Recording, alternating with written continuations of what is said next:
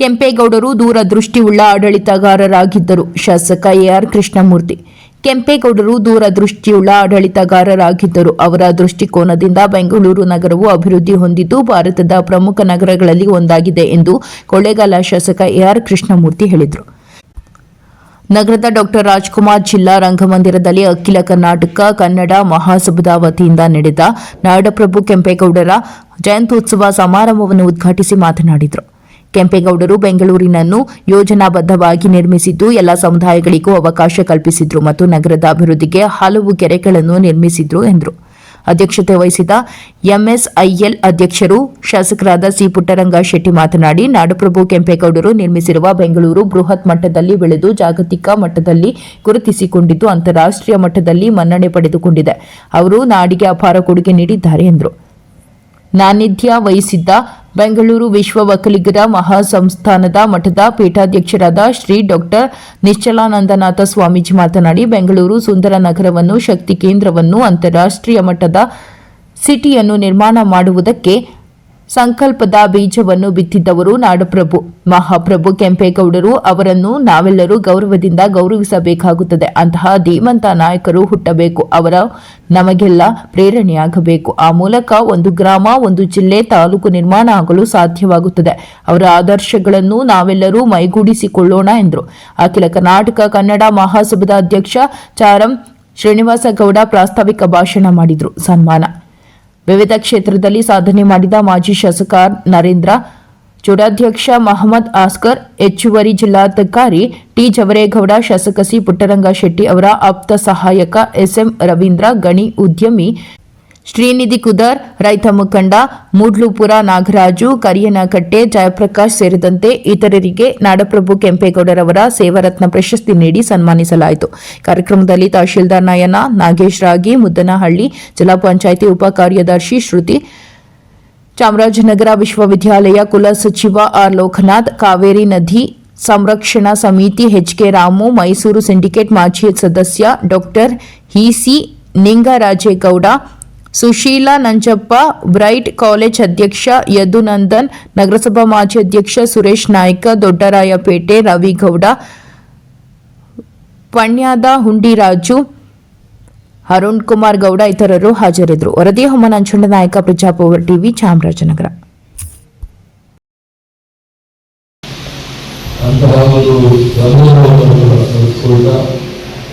ಕೆಂಪೇಗೌಡರ ವಂಶಸ್ಥರು ನಿಜವಾದ ಸಮಾಜದ ಸಮರ್ಥರಾಗಿ ಈ ನಾಡಿನ ನಾಡಪ್ರಭುವಾಗಿ ಆಡಳಿತವನ್ನು ನಡೆಸಿ ಇವತ್ತು ಬೆಂಗಳೂರು ಕರ್ನಾಟಕ ಈ ಒಂದು ಅಂತಾರಾಷ್ಟ್ರೀಯ ಮಟ್ಟದಲ್ಲಿ ಎಷ್ಟು ಖ್ಯಾತಿಯನ್ನು ಹೆಸರುಗಳಿಸಿದೆ. ನಾಡಪ್ರಭು ಕೆಂಪೇಗೌಡರ ದೂರದೃಷ್ಟಿ ಈ ಒಂದು ಬೆಂಗಳೂರು ಬೆಂಗಳೂರಾಗಿ ಪರಿವರ್ತನೆ ಮಾಡಿ ಇವತ್ತು ಸಮಾಜವಾಗಿರ್ತಕ್ಕಂಥದ್ದು ಯಾವುದೇ ಕಾರಣ ಆಗತಕ್ಕಂಥದ್ದು. ಈ ಮೂರು ಕೇಳ್ತಕ್ಕಂಥ ಒಂದುಗಳು ಕಾರ್ಯಕ್ರಮದಲ್ಲಿ ನೀಡಿರ್ತಕ್ಕಂಥ ಒಂದು ಕೆ, ಮೊದಲನೇ ಕೆಂಪೇಗೌಡರು, ಎರಡನೇ ಕೈಲಾದ ಹನುಮಂತೇಗೌಡರು, ಮೂರನೇ ನಾವು ಹೆಸರು ಕೃಷ್ಣ.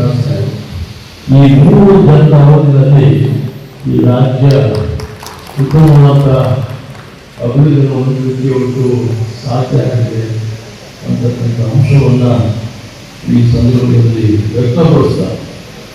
ಇವತ್ತು ನಮಗೆಲ್ಲರೂ ಗೊತ್ತುವಾಗಿ ನಮ್ಮ ಬೆಂಗಳೂರು ನಗರ ಇವತ್ತು ಹೆಸರು ವ್ಯಕ್ತಿಯಲ್ಲಿರುವ ಗುರುಕುಲದಲ್ಲಿ 8 ವರ್ಷ ವಿದ್ಯಾಭ್ಯಾಸ ಮಾಡಿ ಅಲಂಕರಣ ಕಾರ್ಯಕಾಲವನ್ನು ಮಾಡುವಂಥದ್ದು ಮಾನ್ಯ ಕೆಂಪೇಗೌಡರು ಅಂತಕ್ಕಂಥದ್ದು ಇತಿಹಾಸ ಉಲ್ಲೇಖವನ್ನು ಮಾಡುತ್ತೆ.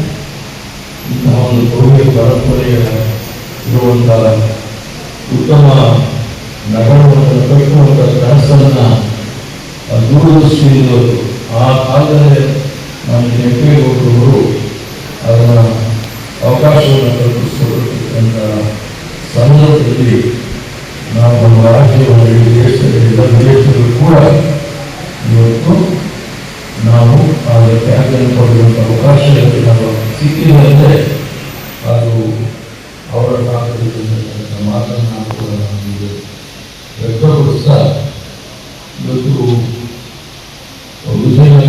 ಅರಸರು ಪ್ರವಚರಾಗಿ ಅರಸರ ಇನ್ನು 6 ಸಂಸ್ಥೆಗಳನ್ನು ಅವರಿಗೆ ಬಿಟ್ಟುಕೊಟ್ಟು ಸುಮಾರು 50,000 ಚಿಲ್ಲರ ವರ್ಷಗಳು ಅನುದಾನವನ್ನು ದಯಪಾಲಿಸಿದಂಥ ಒಂದು ಸನ್ನಿವೇಶವನ್ನು ಕೂಡ ನಾವು ಸ್ಮರಿಸಬೇಕಾಗುತ್ತೆ.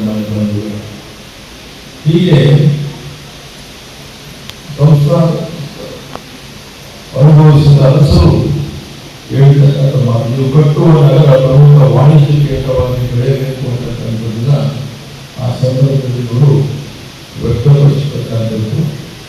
ಹೀಗಾಗಿ ಇವತ್ತು ಕೆಂಪೇಗೌಡರು ಹಾಗೂ ಅವರ ಬಾಲ್ಯ ಸ್ನೇಹಿತರ ವಿಜಯಗೌಡರಿರ್ಬೋದು, ಹಾಗೆ ಪ್ರಭು ಎಂದು ಹೇಳಿ ಕನಸುಗಳು ಒಂದಿಗೆ ಸೇರಿಸಿಕೊಂಡು ಶಿವದ ವರಗಳನ್ನ ಮೂಟೆಗೆ ಒತ್ತು ಯಥಾರ್ಥಕ್ಕೆ ಮರಳಿದವರು ಯಥಾರ್ಥದ ಪ್ರಾಂತ್ಯವನ್ನು ಅಭಿವೃದ್ಧಿಪಡಿಸತಕ್ಕಂಥ ರೀತಿಯಲ್ಲಿ ನಾವು ಇವತ್ತು 25ನೇ ತಾರೀಕು ಆಚರಣೆ ಮಾಡಿದ್ವಿ. ಇವರು ಅದೇ ರೀತಿ ನಾಳೆ ಇಂಡಿಯಾ ಮಕ್ಕಳಿಂದ ಸಂಬಂಧಿಸಿದ ನೋಡಿ ಈ ನಾಡಿನ ಕನ್ನಡ ಬೆಳವಣಿಗೆಗೆ ನಾವು ಒಂದು ವಿಶ್ವ ಮಾನ್ಯತೆಯನ್ನು ಪಡೆದು ಇನ್ನೊಂದು ವಿಶ್ವ ಮಾನ್ಯತೆ ಆಚರಣೆ ಮಾಡಿ ಇವತ್ತು ಪ್ರಮುಖವಾಗಿ ವಿಶ್ವದಲ್ಲಿ ಆಚರಣೆ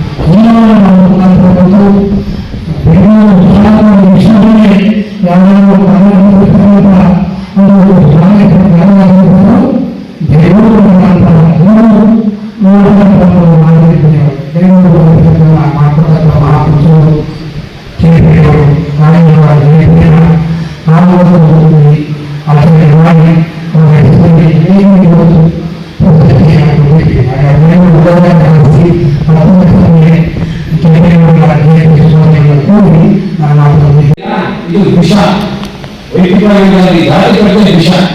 ಆ ವಿಷಯದ ಕಿತ್ತಾಗಿ ಅದನ್ನ ಪ್ರೀತಿ ತೋರಿಸುವಂತ ಒಂದು ಮಾರ್ಗವನ್ನು ತೋರಿಸಬೇಕಾಗುತ್ತೆ. ಎಲ್ಲರೂ ಪ್ರೀತಿ ವಿಶ್ವಾಸ ಎಲ್ಲರೂ ಹೊಂದಿದೆ. ಹೊಸದೇವ ಕುಟುಂಬದ ಒಂದು ಭಾವನೆ ನಡೆಸಬೇಕಾಗುತ್ತೆ. ಕಾರಣ ಅದಕ್ಕೆ ದಿಕ್ಸೂಚಿ ಆದರ್ಶ ಸೂಚನೆಯಾಗ ನಾಡಪ್ರಭು ಕೆಂಪೇಗೌಡರು 15ನೇ ಶತಮಾನದಲ್ಲಿ ಒಬ್ಬ ವೈಜ್ಞಾನಿಕ ಚಿಂತನೆಯ ರೀತಿ, ಒಬ್ಬ ದಾರ್ಶನಿಕ ರೀತಿ, ಅಥವಾ ಒಬ್ಬ ಮಿಷನರಿಸ್ಟಿಕ್ ಪೊಲಿಟಿಕಲ್ ಲೀಡರ್, ಒಬ್ಬ ಶ್ರೇಷ್ಠ ಸಾಮಂತನಾಗಿ ದಕ್ಷಿಣ ಭಾರತದಲ್ಲಿ ವಿಜಯನಗರ ಸಾಮ್ರಾಜ್ಯ ಏನು ಹಿಂದೂ ಧರ್ಮವನ್ನು ರಕ್ಷಣೆ ಮಾಡಬೇಕು, ಭಾರತೀಯ ಸಂಸ್ಕೃತಿಯನ್ನು ರಕ್ಷಣೆ ಮಾಡಬೇಕು, ನಾವೆಲ್ಲರೂ ಕೂಡ ಸಂತೋಷವಾಗಿ ನೆಮ್ಮದಿಯಿಂದ ಇರಬೇಕು, ಸಾಮಾಜಿಕವಾಗಿ ಆರ್ಥಿಕವಾಗಿ ಸಾಂಸ್ಕೃತಿಕವಾಗಿ ಹೇಳಿ ಇದನ್ನು ಏಕೈಕ ಸಾಮ್ರಾಜ್ಯದ ಸಾಮಂತರಾಗಿ ಸಾಮಾಜಿಕ ನಿಷ್ಠೆಯನ್ನು ಎತ್ತಿ ತೋರಿಸುವುದು. ಸಾಮಾಜಿಕ ನಿಷ್ಠೆಯನ್ನು ಇಂಟಿಗ್ರಿಟಿ, ಯಾಕೆ ನಾವು ಇತಿಹಾಸ ಓದುತ್ತೀವಿ, ವಿಜಯದ ಅರಸರ ಮೇಲೆ ಭಾರತೀಯ ದಾಳಿಯಾದ ಸಂದರ್ಭದಲ್ಲಿ ಎಲ್ಲ ಪ್ರಭುಗಳು ಕಲ್ಪಿಟ್ಟು ಹೋರಾಟ ಮಾಡಿ ಸಾಮ್ರಾಜ್ಯವನ್ನು ರಕ್ಷಣೆ ಮಾಡ್ತಾರೆ. ಆ ದೇಶಾಯಾದಂತಹ ಶ್ರೀಕೃಷ್ಣದೇವರಾಯರು ಹಂಪಿ ಏನು ನಾವು ವಿಜಯನಗರ ಸಾಮ್ರಾಜ್ಯದ ರಾಜಧಾನಿ ಅಂತಿದ್ದೀವಿ, ಇಡೀ ಜಗತ್ತಿನಲ್ಲೇ ಅತ್ಯಂತ ಶ್ರೇಷ್ಠ ಪ್ರಾಚೀನ ರಾಜಧಾನಿ ಹಂಪಿ, ಚೀನಾ ಊರುಗಳ ಸಾಲು ಸಾಲು ಕೂತು ಮಾತು ಅಂತ ಹೇಳ್ತಾರೆ. ಆ ಸಾಮ್ರಾಜ್ಯದ ಯಶಸ್ಸನ್ನ ವಿಜಯದ ಯಶಸ್ಸನ್ನು ಆಚರಣೆ ಮಾಡಲಿಕ್ಕೆ ಮಹಾ